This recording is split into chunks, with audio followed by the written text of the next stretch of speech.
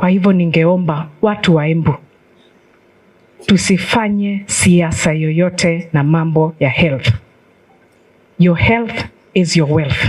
Sababu tunakufa na tunapatwa na magonjwa mingi kwa sababu hatujui.